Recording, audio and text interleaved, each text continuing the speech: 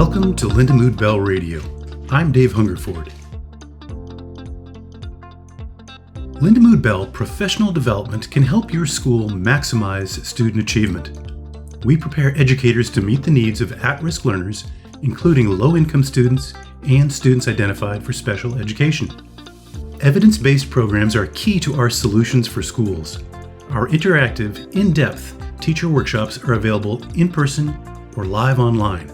Learn more and get started at lindamoodbell.com. Today's episode is a conversation I had with Amanda Parks-Bianco, an administrator in our Washington, D.C. public schools. For several years, Lindamood-Bell partnered with D.C. public schools to provide a learning center on campus, a partnership where Lindamood-Bell staff come and directly teach students, in this case, in their special education department. Here it is.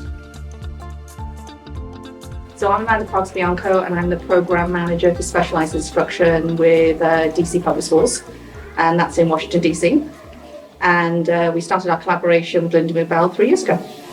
How would you describe, for someone outside of the city, what Washington Schools culture climate is like? We are one of the largest urban school districts, and on the Tudor, which is a big report that came out not so long ago, and we have a very, very, very diverse population of students from almost, but with a predominance of African American students. Around 70% of our students in DC public schools are African American, and then we have smaller populations of Latina and Hispanic students. But we are a very, very diverse population, and we face all the challenges that many large urban school districts face. Are the quadrants, do they separate out in? We do. So DC consists of 8 wards, which translates to 9 different educational clusters. We have really, our struggles are across the board. But predominantly, we have what we call 40-40 schools, which are our 40 lowest performing schools, and they largely reside in Ward 7 and 8, which is if you think about the demographics of DC, is probably the part of the city that it struggles the most with poverty. And many of the sort of challenges they face, sort of like urbanized large school districts. And so our focus as a district is really, over the last couple of years, to focus in on the needs of our teachers and students in Ward 7 and 8. And what are your personal duties? So I work in the Office of Specialized Instruction, which means I work predominantly with children with special educational needs. But we work along with our general education teachers and departments at the central office. Our role really is to spearhead inclusive practices. So what we know is that as a district, we are very heavily over-identified with children with special educational needs. And one of our challenges is, what do we do to reduce that? Where do we go to sort of change this picture for our kids? We have so many children that have IEPs, so many children that have really very significant disabilities or very significant needs, particularly in reading. And so we've needed to really think about, what are we going to do to change that trajectory for these children? Because the history is almost self-fulfilling. If they stay in special education and they are made special education in the kindergarten and they are still in special education in the 3rd grade, the chances are they're not coming out of special education. So we've got to change that picture. We've got to turn that around, because that leads on to, like, our kids in the 3rd grade who are still special ed, then they are still behind in middle school, and then they're not graduating in 4 years in high school. And that's a problem, because we have got to change the picture for these kids. These are our future. These are our future leaders of this country. And yet, right now, we have huge percentages in urbanized school districts that are receiving services under special education. Many of that, rightfully so, they do need those services. But also, we need to be thinking more in terms of special education as our life sentence. We need to be able to have really proactive strategies about how we're moving children from special education into the general education environment, so they too can access the type of instruction that their peers are getting. Most districts across the country have seen their special education roles broadened, ROLLS roles, broadened to include things beyond what, when I was in school, just physical and psychological issues up into sometimes even slight or moderate reading deficits. Does that happen here in DC? Yeah, we run the gamut of all special education disability criteria, really. We have children who are served predominantly in the inclusive setting or in the general education environment, and those are our children with what we would describe as probably learning disabilities. Children that may have a deficit in reading or may have a deficit in math. But then we have much more significant disabilities in higher numbers. So we have a lot of children, for instance, that have an EBD disability, which is social emotional disabilities. We also have a lot of children that have what we refer to as the developmental delay label, which is probably the most difficult one to deal with, largely because it's the catch-all. We don't really know what's going on with you, small person, but we know we need to give you a label of some description, so we're going to give you this. But that label has to go when the child turns 8 years old. And so really the goal, I personally believe, is we really don't want to give them another label once after developmental delay. If we can do what we need to do, if we're doing the right things, then they shouldn't need another label after developmental delay. We should be exiting them from special education. And what prompted your department to look at this particular partnership with Lindamood-Bell? I think as we looked at the struggles of our children and we looked at really digging into really what the needs were, not just broadly you're a child with special needs, but really what about your special need is the thing that's throwing up these barriers to your learning. What we identified was as a whole school district that reading really is the most important skill that we can give our students. And if we have children at the high school that are reading at the first grade level in the 10th grade, we've got a problem and we have to do something about that. So then taking that down to our very small children, we really need to provide them with the basis of reading skills and the ability to be able to take those skills and translate them then to the other subject areas that they are expected to excel in school. So one of the real challenges for us was to really find that where was the missing piece, where were the missing pieces? And what was the intervention that we needed to find, or what was the teaching that needed to be put in there to sort of take those barriers away so our kids could really learn to read really fluently and efficiently and well. And then that was the skill set that was then going to set them up for future success. So what we really realized was that many of our kids had severe discrepancies in phonemic awareness, or they had severe discrepancies in comprehension, or they had severe discrepancies in fluency. Some of them had severe discrepancies in all three. And we had to find really the intervention or the program that was going to be able to meet all of those needs, almost in a tiered system. And was also really looking at not just broadly, oh yeah, you have a problem with reading, we're going to teach you reading, but really what part of reading do we need to teach you and why? And we really needed to find a program that had a really rigorous diagnostic attached to it so that we could really identify the individual needs of these students. What did that research into a recruitment program, what did that look like? Did you bring in experts from different... We did a lot of really broad research into a lot of different reading programs that were out there. We talked a lot with many different companies and many different agencies about what can you bring to our school system? What kind of reading programs are going to meet the needs of our students with disabilities? Or the needs of our students who are not yet labelled as having a disability, are Tier 3 RTI children, but we know that that's in 6 months from now, that's where they're going to be. And really looking at what kinds of supports and services could we put in place to either prevent a child from ever being made eligible, or what kinds of services need to happen in order to reduce the eligibility needs of a specific child so that they could eventually access special education. Like I said, we did a ton of research in a lot of different things into different types of comprehension strategies, fluency strategies, different programs, platform learning, all types of things. And I think what we kind of came to the conclusion was that all those things were great in isolation, but we really needed something that was really a cohesive program. And then we kind of stumbled upon Lindamood-Bell. We'd kind of heard about you guys, like the centres and stuff of that nature, but really knew that you didn't do really big scale sort of whole school things. And so we thought. And so we were very lucky then to sort of be put in touch with Lillian, who really sort of helped us craft our journey really to the next step. And so with Lillian's help, we sort of looked at two parallel programs, meeting the needs of our students who were not yet eligible through sort of a duplicative seasonal program. So we did autumn and spring, and then the needs of our students who were already eligible. And we really wanted to focus on the needs of our very little children in what we term K through 2, which is kindergarten, first grade and second grade. And those kids have the largely developmental delay label.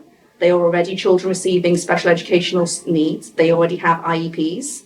and then providing really a year-round support system for those children. The goal being that eventually we don't want you to have an IEP anymore. Was it a common practice for the district to bring in people to provide this instruction directly? No, first time. Well, this was a groundbreaking sort of collaboration for us as a district. We had never collaborated with a vendor or an outside group in the way that we have with Lindamood-Bell. What were some of the challenges, though, that you faced? I think initially our challenges were really crafty. I think that the general education program came pretty easily in terms of not easily in terms of, it took a lot of organization, a lot of time and a lot of effort to put it together. But in many ways, those were our perfect population of students, right? They were the kids that we knew had deficits, but their deficits weren't enormous. They needed help and assistance, the low-hanging fruit. Those are the kids, if we get it right, then they don't need this anymore. They're off and they're flying. I think our more challenging population were our kids with special needs, because their deficits were so great and so needy and so intense that what is going to be the thing that is going to make the difference for these kids? And then added to that, they're not just special ed because they have a learning disability or because they have a deficit. Many of these children come with really complex needs, whether they be physical, socio-emotional, and then of course we can talk about the elephant in the room, which is behavior. Those are big concerns for our kids, and our teachers in our self-contained classrooms are experts in behavior management. That's why they are there. Their work is really about maintaining the behavior of students and really ensuring that they're then able to be in a place that they're able to access instruction. And I think that was the big challenge for us coming together as a collaboration, as a partnership. You guys come with all of the technical knowledge, but you don't necessarily come with all of the knowledge about disability. And you don't necessarily come with all the knowledge about how to manage really challenging behaviors in a classroom environment, or really challenging individual behaviors where a child has decided that they are really just not going to do that today, thank you very much. And so I think that was the biggest challenge, was really sort of learning from one another. And I mentioned to Lillian today, actually, when I came in, I said one of the things that made me so sort of happy today was to see the behavior of the kids, because that's not where we started. Initially, it was tough. And it was, oh my God, this is not going to work. These kids are rolling off their chairs and they're running out of the classroom and they're pushing each other over, and they're basically, how are we supposed to teach these kids? How are they ready for instruction? Because they're not right now. And so I think really thinking, we came together and really sort of problem solved. What should classroom management look like in these classrooms, in this collaboration? And so you brought all your magical learning moments and your magic stones and all those types of things. And so we really thought critically about how can we incorporate that into whole classroom management. So now I go into classrooms and I see magical learning moments happening and magic stones happening when Lindamood-Bell isn't there. Because our teachers have taken that strategy and they're using it as whole classroom management. And then it ties into when Lindamood-Bell is in the classroom, it's almost seamless, because we're all doing the same thing and we're all targeting the same stuff. And I think from your clinicians, so observing your clinicians and how they've grown, is that sort of at the start of it, that was really scary and difficult and hard. And now it's just as though we were always at this place. You walk into a Lindamood-Bell classroom and they're talking about behavior with the children. Now, what are our target behaviors? Are you supposed to be doing that right now? Let's talk about this. Oh, I love how I saw you doing that. Here's a magic stone. I mean, it's just amazing. It's almost seamless. But I think behavior and classroom management was the big challenge. Really learning from one another and coming together with this consistent approach to how we were going to manage behavior within the actual instructional time. Is it just our program's so complex and this is so complex, it's just too much for one individual? Do you think this is something that's kind of perhaps a way of the future to have sort of outsourced genres of things involved in instructional day? Or I think why couldn't one person why isn't the teacher just able to do it all? I think, and I think I think that's exactly right. It's just too much. We can't be all things to everybody. And I think, as educators, we either focus in one thing or another. We focus in general education, which means that we are instructional experts with subject knowledge.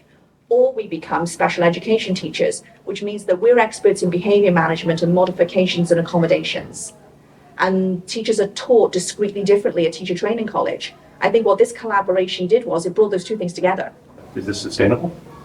Yeah, I think it is sustainable, and I think we've actually seen it is sustainable. I think it's about really how you plan out and scaffold the collaboration. And in year one of our collaboration, all the instruction was done by the Lindamood-Bell clinicians in our K through 2 program.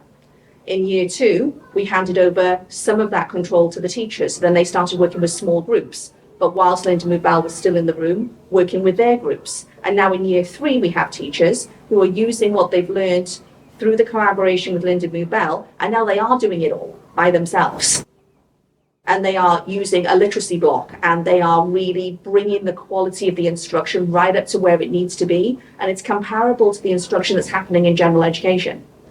And that was our hope from the beginning, was that we were going to be able to learn from one another and then have this sort of tiered process where it was full support, partial support, and then phased out, and then move on to the next set of classrooms. And I think we've seen that it has been successful. It has worked. Now, it has taken a lot of effort and time and supervision and evaluation to get us there, and from both Lindamood-Bell and from the District of Columbia sort of central office people and the teachers in the school buildings and our administrators to make that work. But I think when all of those pieces have come together, what we've seen is an incredible successful program that really has demonstrated that if you do it the right way, with the right kinds of supports, you can see incredible results. Has there been any discussion of taking it to secondary level?